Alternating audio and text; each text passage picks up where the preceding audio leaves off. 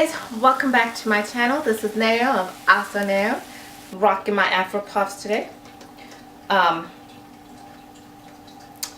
Rocking my Princess Leia hairdo today with my band, my bando.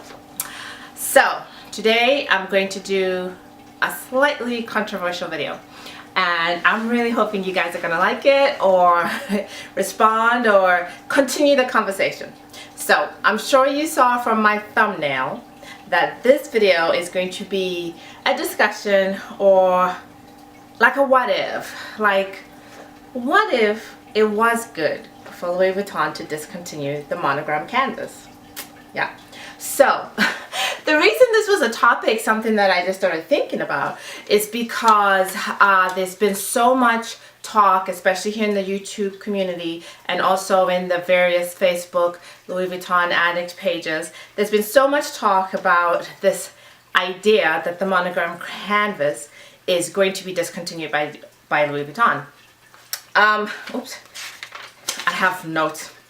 There is an excellent video recap by a couple, duo, I don't know if they're a couple, but they are called MJ Luxe videos, and I'll try to link them down below. I'll try to link their actual videos down below.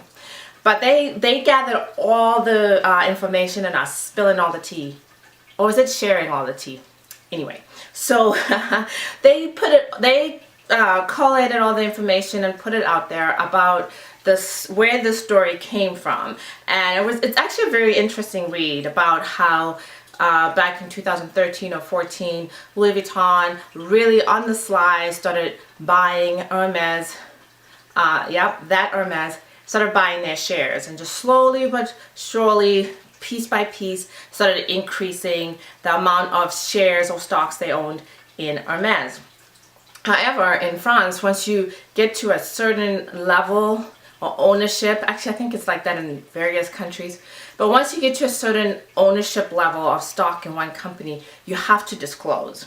And so when they reached that threshold, Louis Vuitton had to disclose, and Hermes, which is still a family-owned business for the most part, had no idea. So this was like a breaking news fashion moment, and led to all these stories about the LV takeover of Hermes. There was a big backlash. Hermes fought back, protected themselves. I mean, it's all quite dramatic, and if you want the deets, please look at the MJ Luxe video. But they came back and they said they were able to push back Louis Vuitton. So subsequently there was an interview where basically François Arnault, who's the head of Louis Vuitton, Moet and Hennessy, which is the overall branch overhead of the Louis Vuitton group and all their diverse brands, quite a few, did an interview that's and then in that interview made that comment that if he could, he would get rid of the Louis Vuitton Monogram Canvas. So this slowly started spreading around, and before you knew it, half of the Louis Vuitton loving world is having a fit and thinking that they're going to get rid of Monogram. Now there's the camp that thinks that they should, and there's the camp that thinks that they shouldn't. But if you go on YouTube, it seems like most people are in the camp that is like, oh my gosh, they shouldn't do this, they shouldn't do this. And I really sat down and thought about it and looked at some of the comments from the people who think they should, and I thought maybe it wouldn't be such a bad idea, but for different reasons, So I think so far it appears that sometimes people think the camp that says they should get rid of it is being a bit snobbish, is that the word I want to use, or elitist maybe. So I'm not gonna do that take. I'm gonna do a slightly different take on basically, you know, why they would want to consider getting rid of it. So, well, before we get started, I just wanted to do a brief history. I have my, this is the world's heaviest book, but it is The Birth of Modern Luxury, and it's a Louis Vuitton book by Paul Gerard Passols. If you know me, you know I like to butcher French words, so bear with me. But in this book, he does go into the history of the Louis Vuitton canvas. So So just a few simple things about the history of, a little bit of history about Louis Vuitton. So did you know that Louis Vuitton was one of the first to have a trunk with a lock that he claimed could not be unlocked by anybody else? And then Houdini managed to escape from a Louis Vuitton trunk. Isn't that funny? I thought it was really funny. Yes, the Houdini. Let's see. So, a brief history of canvas. The damier canvas was introduced in 1888 because they were trying to not have people imitate, counterfeit the canvas. Isn't that funny? From the beginning, there's been counterfeiters, and we'll touch on that a little bit later. But that's when the damier canvas was first introduced to the brand. However, this canvas too was soon counterfeited. I mean, just ridiculous. So they introduced in 1896 the Monogram Canvas. And basically the idea behind Monogram, and I will say it here. So they were trying to come across with a pattern that they thought would be difficult for counterfeiters to copy. So it included obviously the initials of the company with the LV, and then flowers, a letter, and geometry, and the spacing, and the negative and positive patterns, and circular patterns. All of these were ideas that they came up that they thought would prevent counterfeiters from counterfeiting this. So the damier was supposed to get rid of some of the counterfeiters, because if you look at a damier canvas, you'll see that it does have the words Louis Vuitton written in some of the squares, but that didn't deter anybody. So then they came up with the Monogram canvas, again with a similar idea. So I will come back to that. So that's just a little brief history of where the history of the canvas, how it came about. It was supposed to deter counterfeiters. It was supposed to, maintain the establishment of the brand, and supposed to make it that people knew what the Louis Vuitton brand was, right? Okay, great. So fast forward, 2017, 2010, 2015, fast forward to this century, and Louis Vuitton is still a very iconic brand. However, now things are different. Things are very different.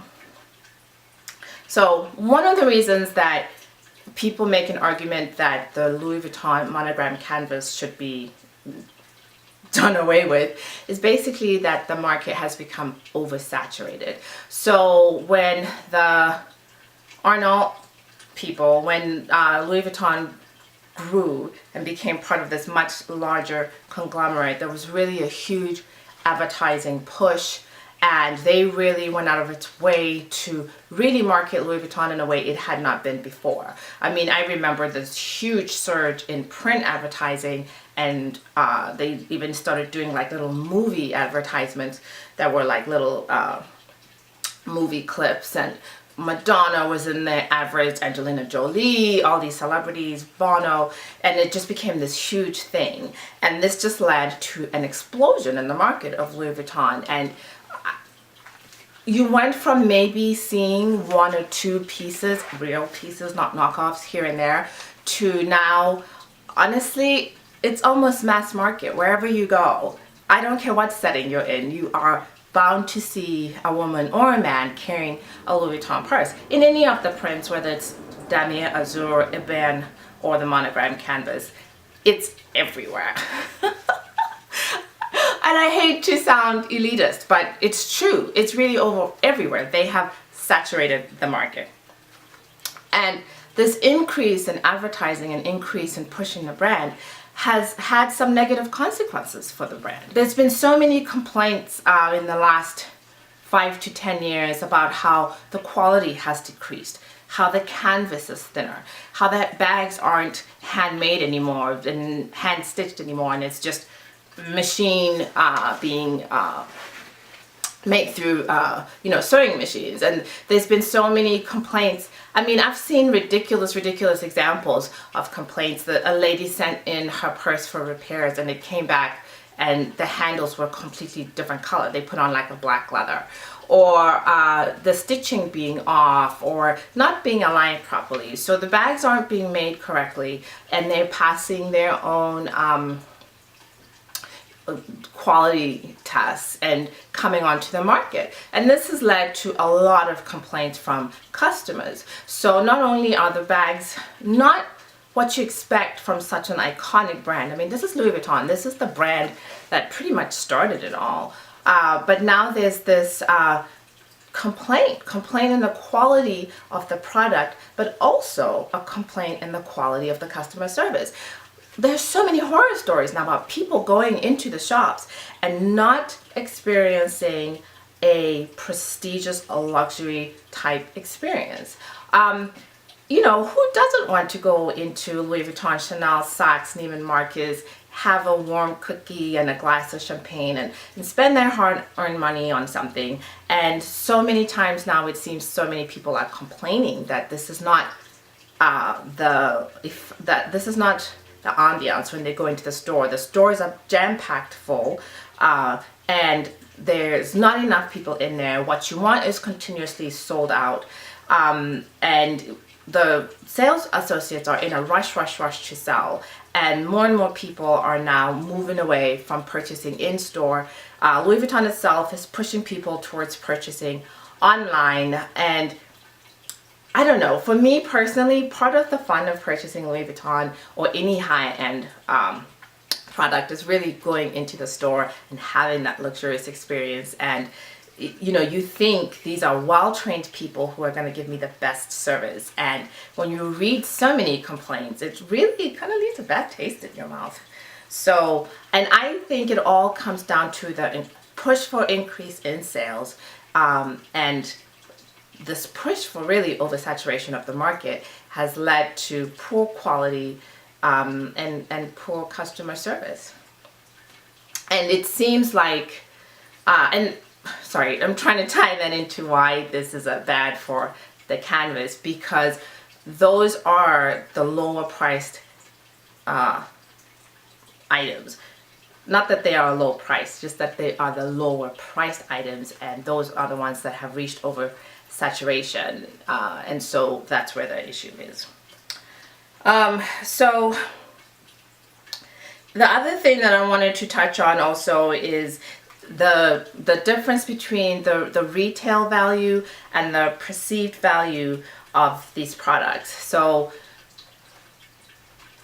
while the retail value, even of the Monogram canvas, is high and seems to be getting higher and higher, I feel like the perceived value is dropping. And the reason I say this is because of what's going on in the resale market. I meet more and more people who can afford to buy the retail prices, wait until items turn up on the resale market.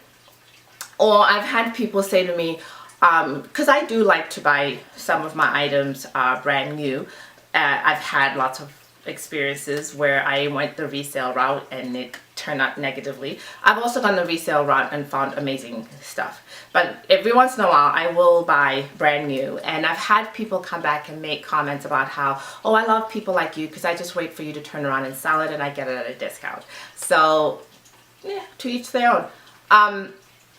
But the point I'm trying to make is that if there's so many people who would rather wait until an item is on the resale market, that means that they don't see the perceived value of an item the same as the retail value. So if Louis Vuitton is selling a Speedy for $900, but the resale market is selling it for $700, then, and they are selling them almost as much as the brand new are selling, then that shows you that a large subset of their buyers really look at the value of that purse as $700 and not $900. Also, talking about that perceived value and that whole resale market thing is that, you know, gone are the days where the only place that you could find Louis Vuitton was in the Louis Vuitton stores, or it was gifted to you, or you know, it was this great shopping experience. Now, and also this is part of the oversaturation that is happening in the market. They are everywhere. I've seen Dillard's having sections where they had Louis Vuitton. Again, there were resale bags, but there were certain Dillard's around the countries who had these resale bags.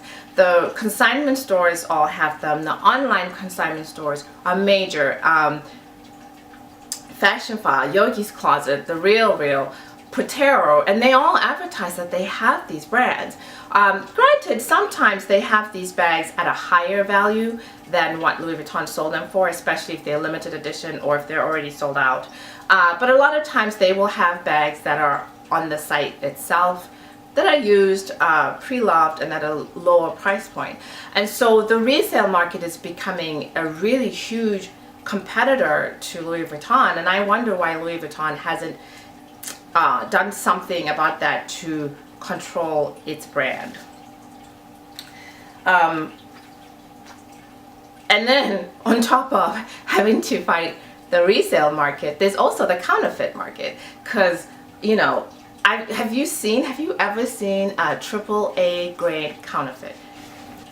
I've seen one in my life, and if that girl had not said to me that it was a AAA grade counterfeit, I don't know. I mean, I would have had to sit down and study that bag, and I'm not going to do that to somebody's bag because that's rude. But I would have had to do that to be able to figure out that this was not real, because for all intents and purposes, when she set it down on that couch next to my bag, they looked the same. Well, mine looked old, but they looked the same. So the counterfeit market is also putting pressure on the brand, and I know that Louis Vuitton used to really go out of its way to counter the counterfeit market, but is that possible with the resale market? Once I own a bag, there's not really much you can do about it. But I am surprised to see, I think it's the Real, and there's a couple of others. I've seen their commercials on TV, national TV, where they advertise and they use the brand names Louis Vuitton, Hermes, and Chanel, and I was surprised. I would think that something like that, the big brands would fight it. But where is all of this leading to? I think really what it comes down to is protecting the brand.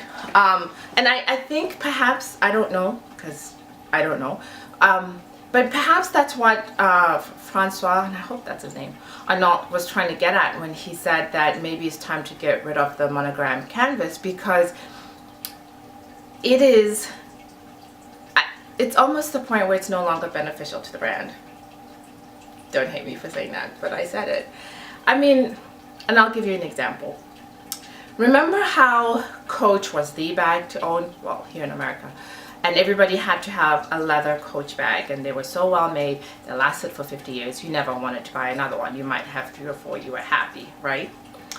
And then Coach introduced the signature print, right? It was canvas, it didn't cost as much, and it became ubiquitous. I mean, everywhere you looked, there was canvas, the signature Coach CC logo. And then Coach began to cannibalize on itself, and the signature logo took on a life of its own, and then the various signature different logos that came about with the outlet Coach stores, and it just took over. And before you knew it, everybody kind of moved on from Coach. It was too much. It was everywhere, and it became oversaturated, and you didn't want it anymore, right? When was the last time you bought a Coach purse? Now, don't get me wrong, Coach has come back, and I'm loving their 1941 line and their newer stuff. It's gorgeous. It's great. Where does Louis Vuitton want to go? Do they want to stay at the top of the market, and not just because they're the big behemoth? You know, you see people lining up, fighting for Hermes. Okay, maybe just certain Hermes bags. But Hermes barely has a logo. There's the Evelyn bags, which have the H, and the Meteor bags that also have an H on them, and some of their bracelets and stuff, and their click-clacks. But for the most part, there's no logos, there's no monograms, and it's still such a well-recognized brand, and it still maintains that level of exclusivity, which I think is a word that rubs people the wrong way, but it's a word I'm going to use. I don't want to say stuff that's going to be offensive because I'm ranting and raving. And trust me, I own one Monogram bag, insert picture here, and I have a whole bunch of little Monogram limited edition pieces, and you know, I love the canvas pieces as a whole. I'm making fun of, you know, making the argument that maybe they should get rid of it, but trust me, I'm not in the price point where I could buy a Louis Vuitton leather bag. I went in once to look at a Capucine. It was a limited edition type of tri-leather Capucine. I'll try to find a picture, and the man told me it was $6,000, and I damn near fainted. No, if I'm spending $6,000 on a purse, which I've yet to reach that threshold, it won't. It could be, but at this point it hasn't been. It wouldn't be Louis Vuitton. It would be, you know, Chanel or something like that, where the resale value is greater. Sorry, resale market again. But if they were to get rid of that line, focus on the high end, focus on the leather, they'd probably still make more money, because, you know, one Capucine covers 2 to 3 canvas bags, so why not sell those? You know what I'm saying? It's like one Birkin is the cost of 10 canvas bags. So, well, perceived retail. So you know, so you can see why it appears that Hermes and Chanel, which is now encroaching on Hermes prices, why they continue to rule the market. I think I'm done rambling for today. I hope you guys like this video. A little something different, a little chit chat. I just wanted to do something a little different and, you know, make the argument, the opposing side. I know everybody is talking about, you know, they're trying to get rid of the Monogram canvas, and it's like the world is ending. But, you know, an argument could be made for it that maybe they should get rid of it and completely go high end. Who knows? These companies always have these amazing strategies that you never think about. Well, I never think about. So it'll be interesting to see where it all leads. So thanks so much for watching me chit chat over here and carry on about our favorite brand, Louis Vuitton. Thank you so much. Have a great day, guys, and check out MJ Luxe. I hope I'm saying them right. I hope I am saying that right. It's a great video to watch, and they've linked articles in there, and they're a fascinating read. So